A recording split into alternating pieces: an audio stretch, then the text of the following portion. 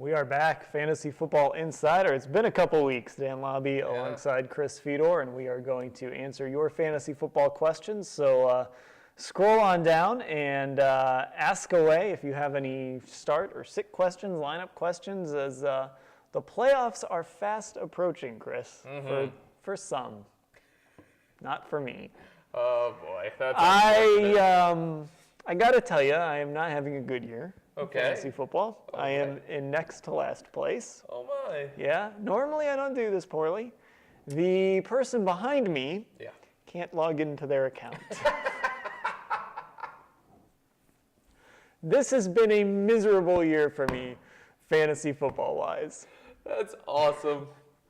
Oh, way to go. I am here to be an advocate for those out there who are having better seasons than I am. Yeah. And but for someone like me who knows the season is over, and every week I'm getting the reminders to set my lineup, and I've been going through the motions and trying to do it. And what's in it for me at this point? Just being a spoiler? Bragging rights, yeah. Being a spoiler, that's about it. Trying to show up against the best team and trying to beat them, I guess. To prove what I could do if I were in the postseason, the kind of damage that I could do. The one thing that you don't want to do, you don't want to start just unloading your players. I think that's a jerk move. Some people in some leagues, they start releasing some of their best players, and then the people that are at the top of the waiver wire can go out and they can get them. And that's just ridiculous. You don't want to start making these trades. Yeah. It's already done, Dan. You are done. It's over. Can't log into roster guy. You're done. So just try and play spoiler. See if you can do that. What the heck happened to your team? I don't know. I got a good draft grade. I mean, I got Mathews, Stafford, and Jamal Charles, and that didn't help, by the way. What do you mean?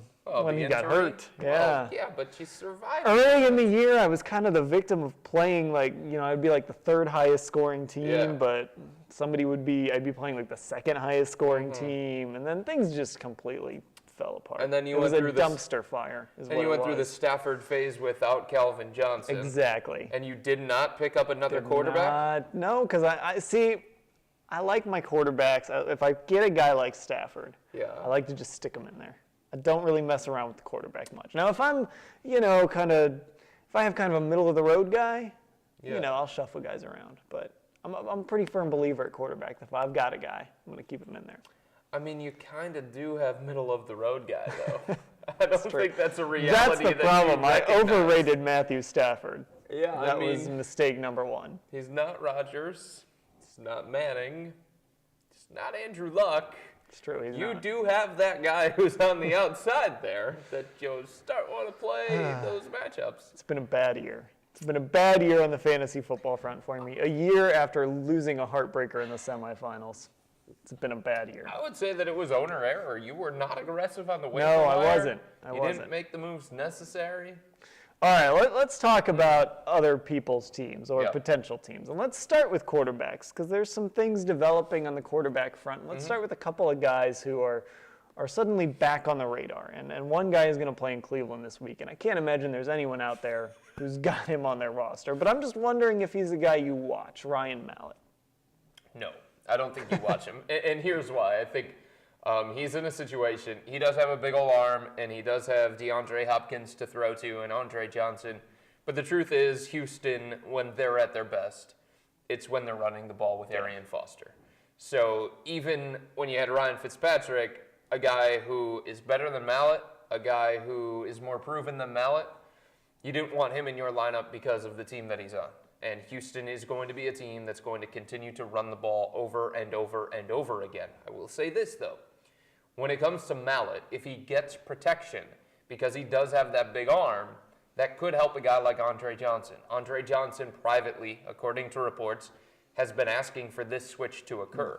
So that might give some life to Andre Johnson, who has been sleeping since his game against Indianapolis on Sunday Night Football.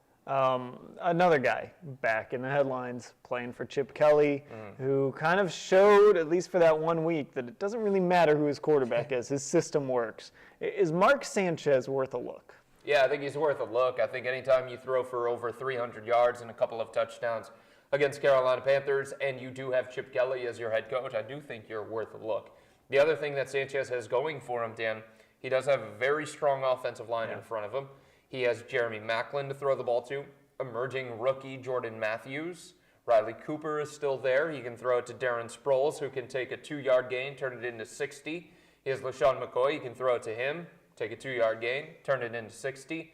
Sometimes the situation that a quarterback is in dictates whether or not you want him in your lineup. And I think Sanchez, number one, has played well in the limited time that he's gotten out there, including 2 weeks ago when he finally took over for Nick Foles against Houston.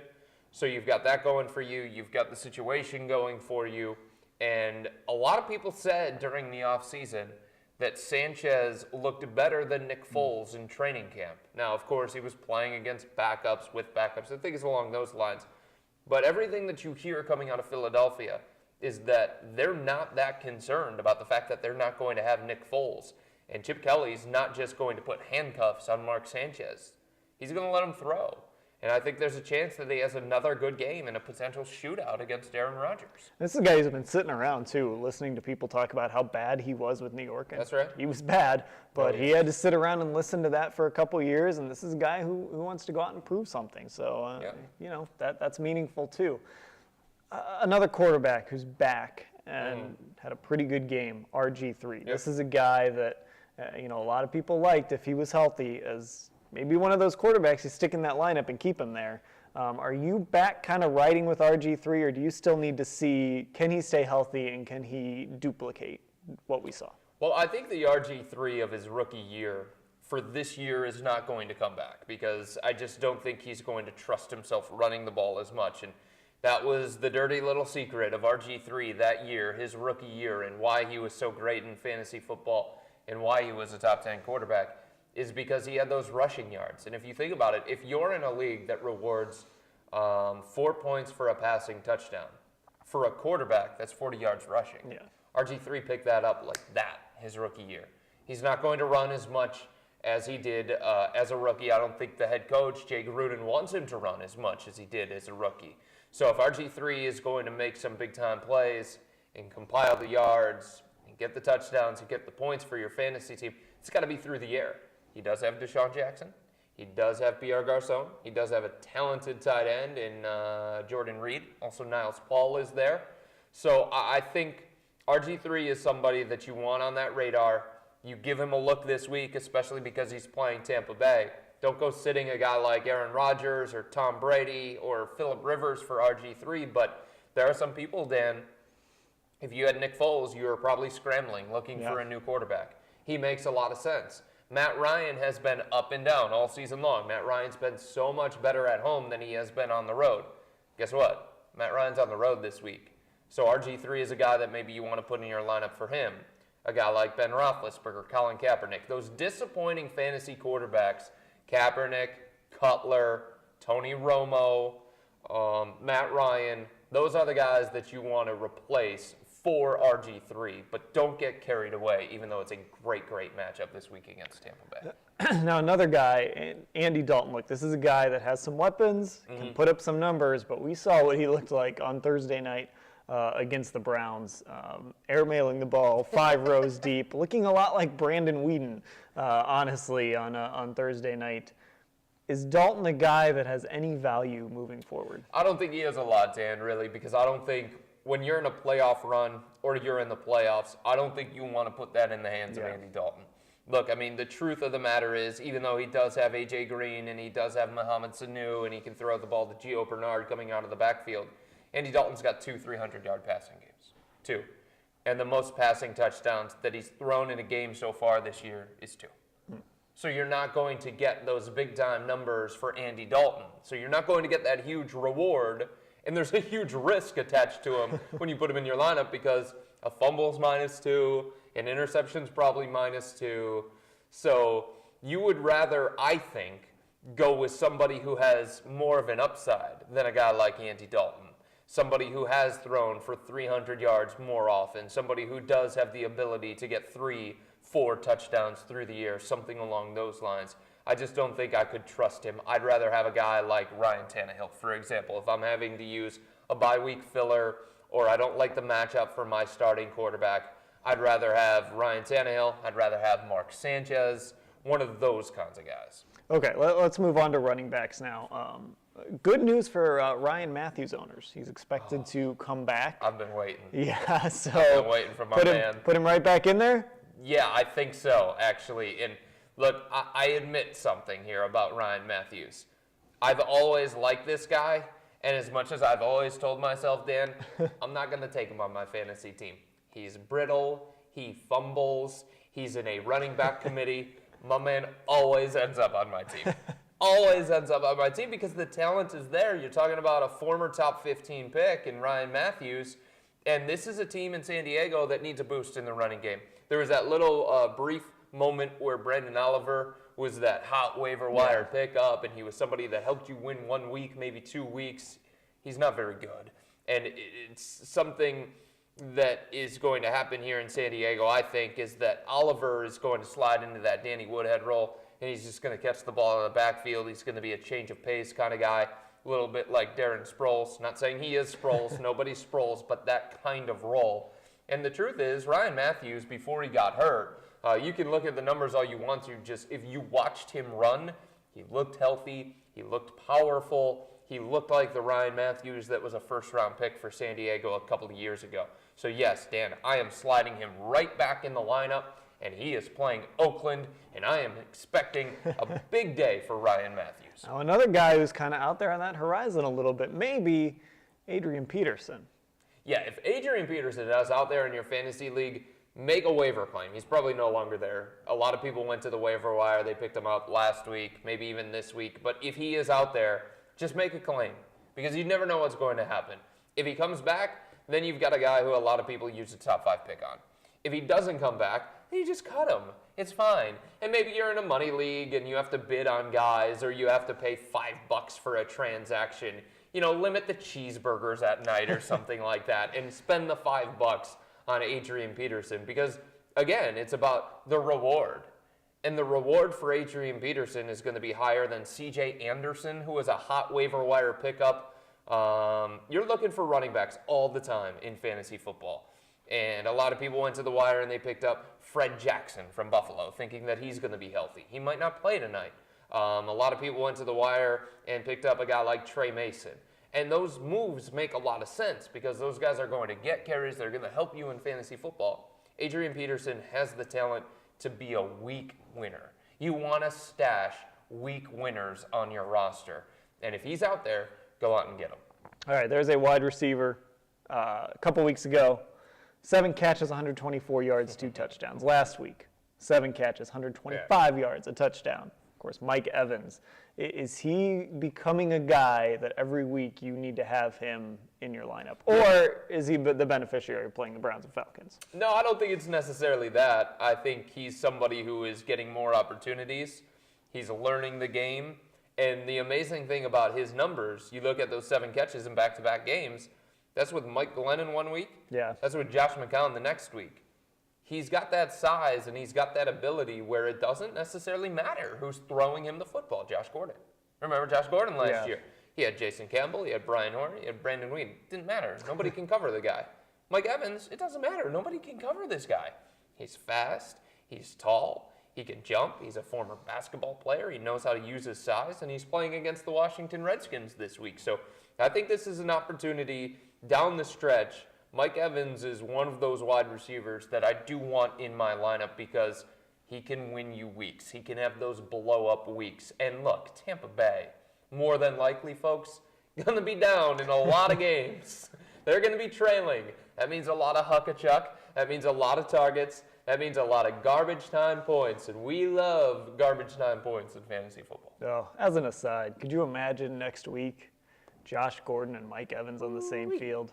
Ooh, that would have been nice. That would have been amazing. Oh, well, Justin Gilbert it is. Back to fantasy football. Give me some starts and sits. Oh, I love Alfred Morris this week. Alfred Morris is a guy who, before Washington went on the bye week, had a good week. He still has yet to get 100 yards rushing, but he's a bulldozer, he's a plow, and he can get you in the end zone. Before they went on the bye, he had 90 yards rushing, 2 touchdowns. The week before that, 75 yards and a touchdown against Dallas. So you're looking at the matchup. He plays against Tampa Bay. And Tampa Bay, yes, they have Gerald McCoy.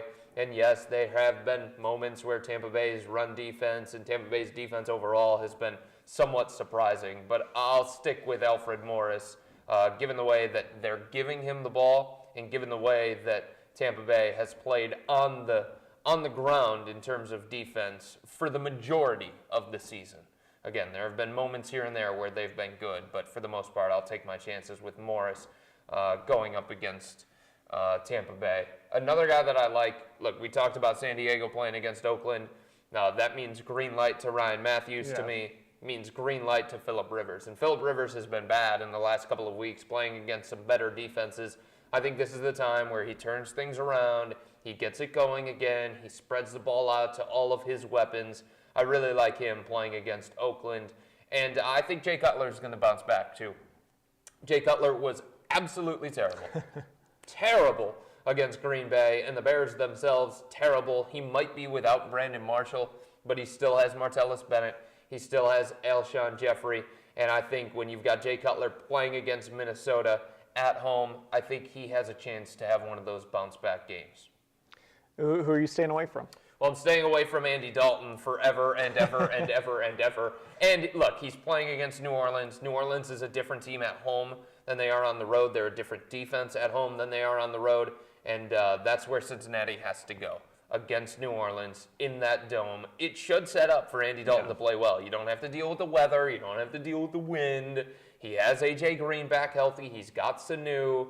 But I think that's a game where Cincinnati's going to try and run the ball. Focus on Jeremy Hill, even if Gio Bernard can't play, and it's unlikely that Gio is going to play this weekend against New Orleans. But I'm going to sit Andy Dalton. I can't trust him. Another guy that I can't trust right now is a great matchup.